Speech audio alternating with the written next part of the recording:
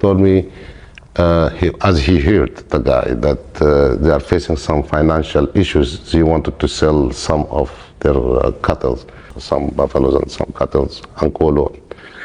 So I got the idea. You know, the businessman is a hunter. You got the information and just do it. They say money talks, but in the case of Phala Phala, the money, specifically the $580,000, is telling a story that just doesn't add up. We were told our president is a billionaire, yet the man who brought these buffaloes says he did so because the farm was broke. Today we dive into the bizarre testimony of the buffalo buyer, the president's recent controversial trip to Zimbabwe, and the looming constitutional court judgment that could change everything. I have said and admitted that there was a theft at the farm, and I reported that to a general of the South African police, who later informed me that he's also reported it to another general of the South African police. That matter, obviously, is under processing within the police service. They are dealing with it. I deny that there was any form of money laundering. I have said, and I've said it more publicly, that it was proceeds of sale of game. Before we can delve into Mustafa's interview that he had with the ENCA, it is very important for us to understand the background of this matter. The Phala Phala farm scandal began in 2022 after the former State Security Agency Director General Arthur Fraser accused President Ramaphosa of concealing the theft of a large amount of foreign currency in his private farm, which is Phala Phala. According to the allegation, the money was reportedly around $580 and was hidden inside furniture at the farm. It was allegedly linked to the sale of buffaloes to a Sudanese businessman. The money was later stolen during a burglary in 2020. The controversy exploded because critics questioned why such a large amount of foreign cash was kept at the farm, whether the money was properly declared to authorities, whether tax and exchange control laws were followed, and whether state resources were improperly used to investigate and recover the stolen money. Former President Jacob Zuma allies, the economic freedom fighters, and the African Transformation Movement pushed for accountability, arguing that Parliament should investigate whether Ramaphosa violated the Constitution.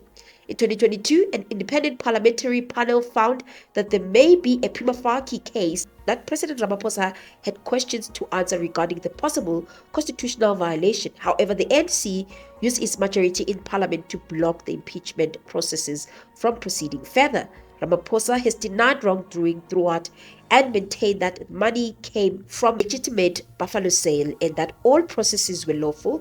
The matter had since remained one of the most politically damaging scandals of his presidency. All this was money from proceeds from selling animals.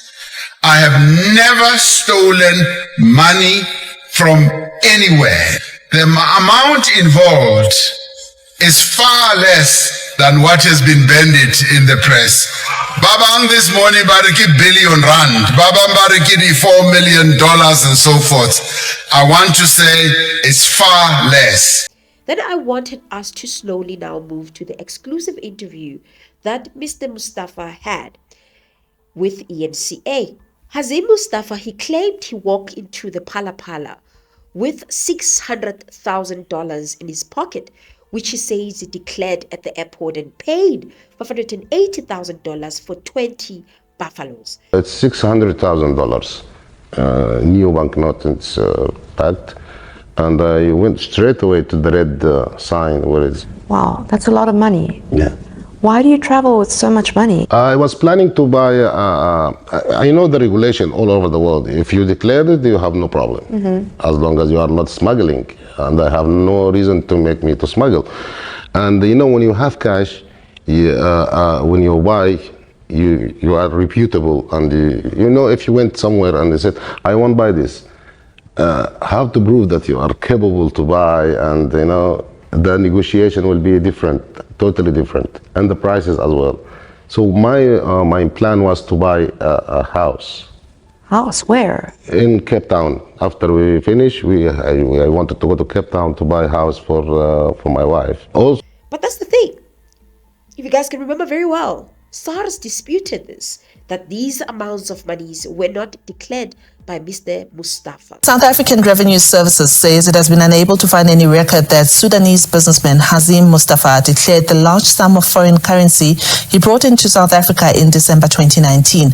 Mustafa has alleged that he declared $580,000 upon entering the country. It is also alleged that the businessman paid President Cyril Ramaphosa for some buffalo on his Phala Phala farm in the same year. But in a written affidavit to DA leader John Steenhuisen, the tax agency says it concluded that the record either did not exist or could not be found. Steenhuisen filed a Promotion of Access to Information Act request with SARS asking for a copy of the declaration form in December last year.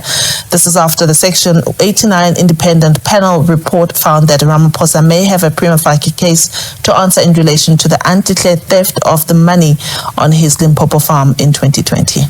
This went further because there is a shocker that Mustafa dropped during his interview. He claims that the reason he got such a deal is that the farm was struggling for cash. You mentioned this earlier, that they were willing to sell so many buffalo because they had financial problems, Yeah. I think you said. I hear from the guy in the hotel.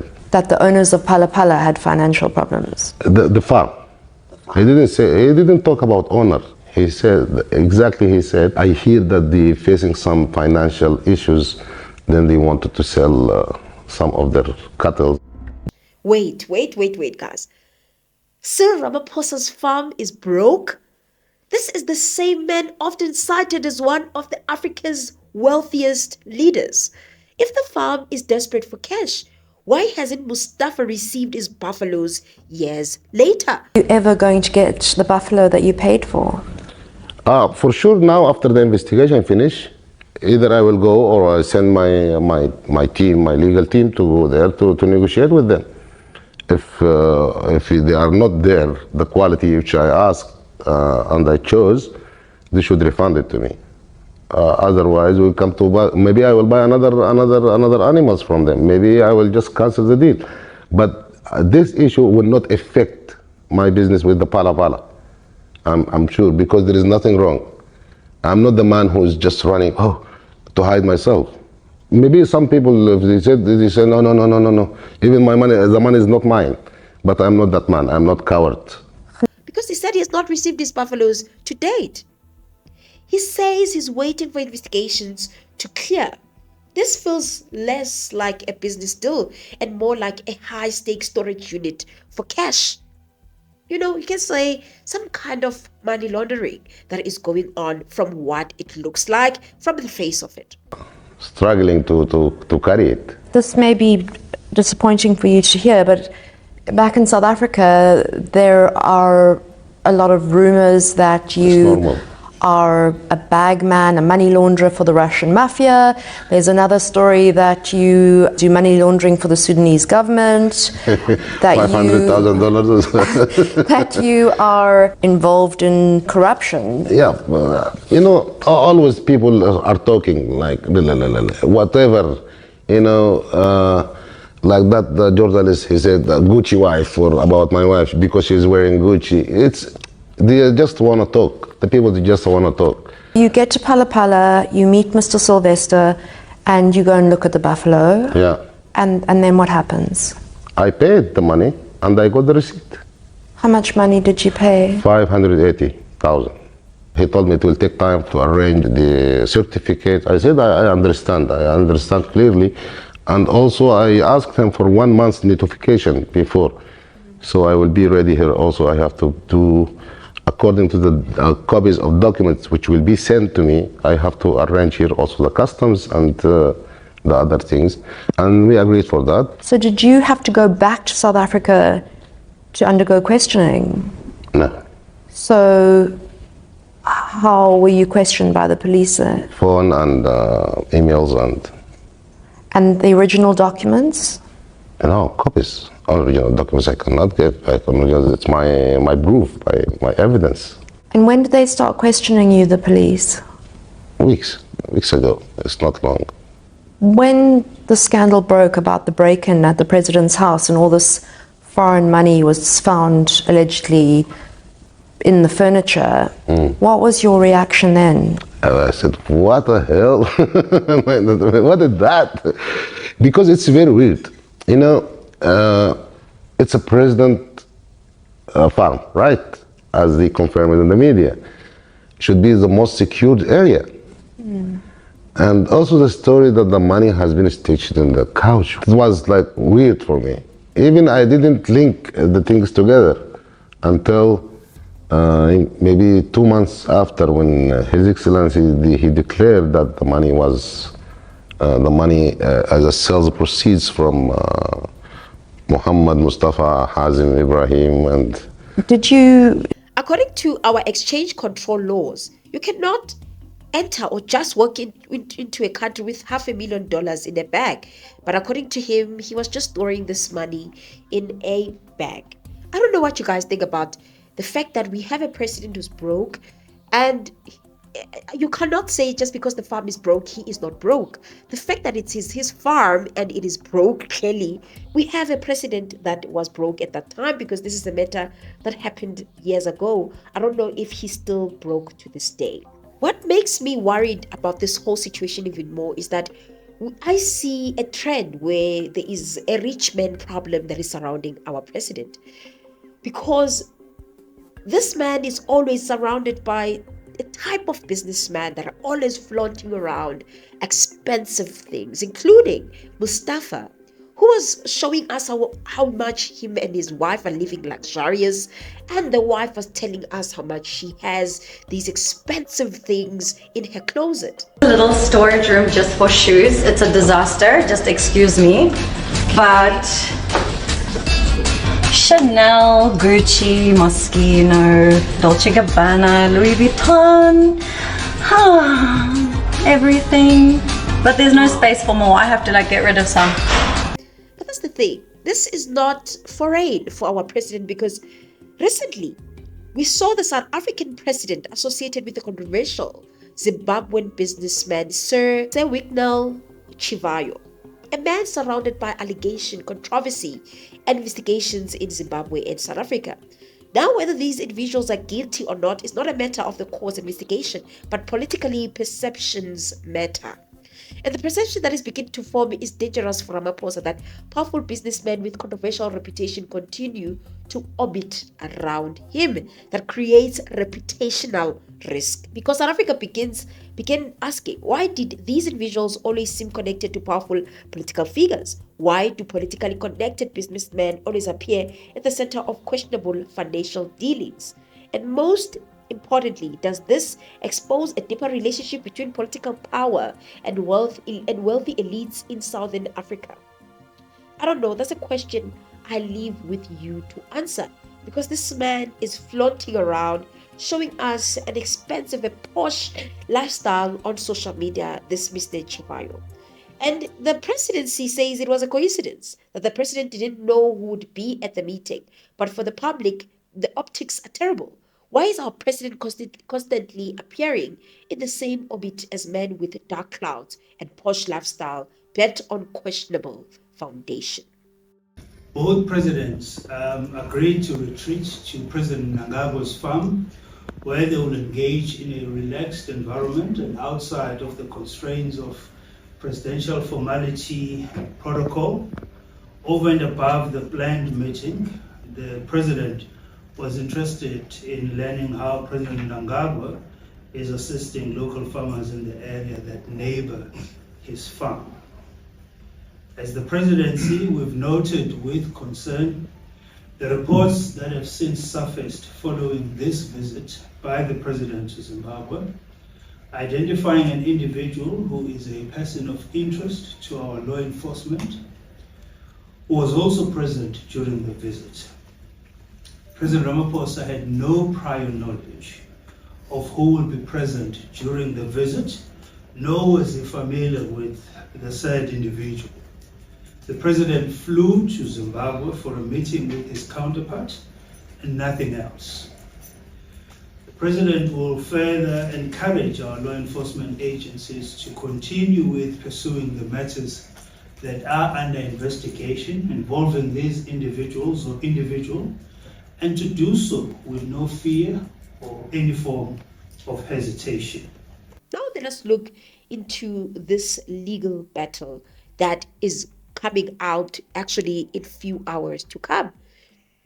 The EFF and the ATM are at the Constitutional Court right now. Their argument is simple but very powerful.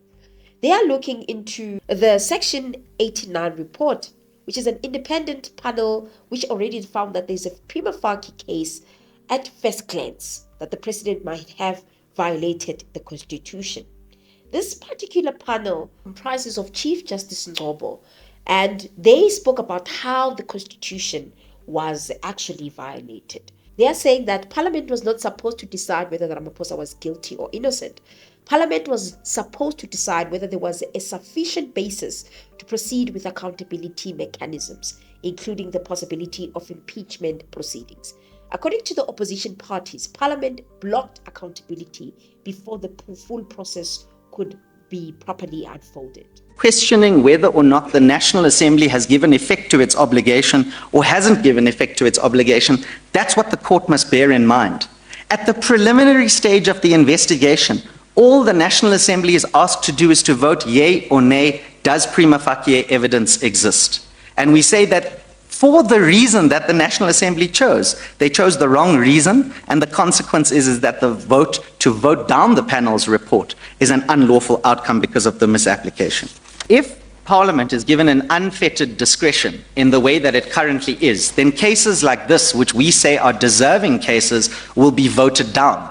And either it will be voted down for spurious reasons, the distinction issue which I've dealt with already, or political reasons, which we learnt about through the ANC's affidavit. On the other hand, the ATM is making a really strong argument regarding the discretion and the powers that are given to Parliament, especially in relations to this matter, because we know that it was due to the majority vote of the ANC at that time, when it was still majority in Parliament, where they decided that they're not going to put the president into accountability regarding what happened in the Phala Phala farm, citing the fact that this was irrational and that this report just is irrational and they can't rely on it.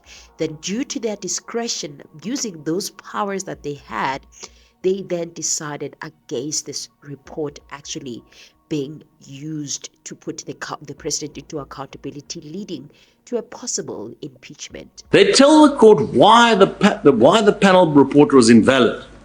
And they say in paragraph 5, given the fact that the panel's report was riddled with legal and factual errors, and then there's another important point, which I'll add to it, in addition to other pending procedures such as investigations by the Hawks, the ANC took the view to be unconstitutional to proceed. Now I ask this court, what have the Hawks got to do with this case? What has the Reserve Bank got to do with this case? What has SARS got to do with this case? What has the Public Protector got to do with this case? Nothing. They are not involved in impeachment. They are involved in criminal investigations into the president's conduct, whether he violated the foreign exchange control regulations, whether he violated the VAT Act, nothing to do with impeachment. There's only one body that can deal with impeachment, the National Assembly. So how can the National Assembly, with the ANC, how can the ANC come along and say, we're not voting for this report because there are other pending procedures with nothing to do with the National Assembly? When the National Assembly voted in terms of the rule, it then acted unlawfully because it was acting in terms of an unlawful rule. So that's the primary argument that we make. The rule is bad.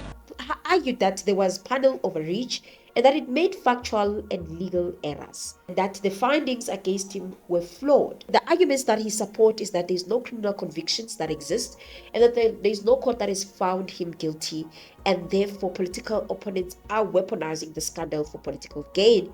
And to be fair, that argument has political weight, because in South Africa, allegations alone cannot automatically remove a sitting president. There must still be due process. There must still be evidence tested properly, and ultimately constitutional safeguard must still be respected. I am saying the finding that must be made by the panel is sufficient evidence. If the panel erroneously fails to make that finding, that is sufficient to vitiate its report. And that is why I've taken the court to where the panel makes that finding. So my primary point is from the perspective of the MPs that were voting on the report, what they needed to look at, which is what was debated, did the panel act in accordance with its terms of reference? Its terms of reference required it to conclude sufficient evidence. Did they do that or not? They came to the conclusion that it didn't. And on that basis, they said we could not correct an illegality with another illegality. We would vote down the report. And not even whether the Assembly was right in the decision it made. It's whether it was a decision that the Assembly was entitled to make. It had to exercise a judgment, a discretion. Did the decision it make fall within the reasonable range of what an Assembly could do? And we say yes.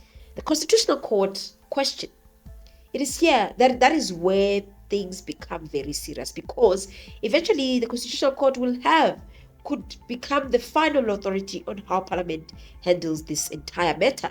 And the Constitutional Court have to answer the critical constitutional questions such as, did the Parliament properly fulfill its oversight role? Did it irrationally shield the President from accountability? Did it properly apply the Section 89 process? And what exactly does prima facie evidence require the Parliament to do? Because if the Constitutional Court finds Parliament acted improperly, it could force Parliament to reconsider aspects of the matter. And politically, that will reopen one of the biggest threats Ramaphosa has faced during his presidency. You may be insulting their intelligence to say they were just told, go and vote this way. Don't even exercise your discretion. That can't be right. I don't know where can one find that.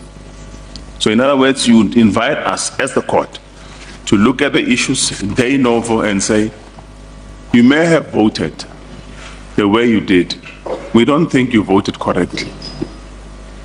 We think this is the correct way to vote. Or you go and vote again. I don't think we can do that. I don't think we're competent to do that. So let's see what happens actually with the Constitutional Court judgment that is going to be handed down in a few hours. But let us just say that it finds in favor of the EFF and ATM. The bigger danger here would be impeachment itself. The bigger danger also is the issue of political erosion, because every time the Phala Phala scandal returns, public trust declines, opposition parties gain ammunition, and Ramaphosa's image as the clean and anti-corruption president becomes weaker, and political perception can become just as damaging as legal findings. Foreign currency in your game farm. We would like to leave this whole matter of the robbery to the due process. How will this impact your efforts to get re-elected as ANC president? That is a matter that needs to be discussed as part of the whole process. What do you say to a South African who now has a president who's being accused of being a potential money launderer? We did say that the due process also needs to be observed. So the question that I have for you is, the claims that the farm was broke, is it a strategic point? In legal terms, the president's defense often hinges on an idea that the sale was a normal business transaction to maintain the farm.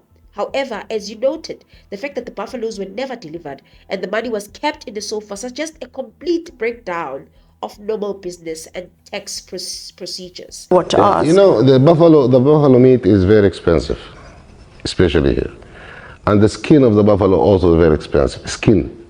Every single part of this buffalo, you can get money from it. And as I told you, I have a concept, but I don't want to declare it so someone will steal the idea. I know what the idea is, but... yeah, but it's really very like good business. And I will continue, I will not stop. With Phala Phala or with the others, I will continue. For that, I see potential outcomes being the court could send the matter back to the National Assembly with the directive that they must form an impeachment committee, or the court could rule that Ramaphosa acted within his right, which could effectively end the legal challenge but leave the political dark cloud hanging over the 2026-2029 election cycle.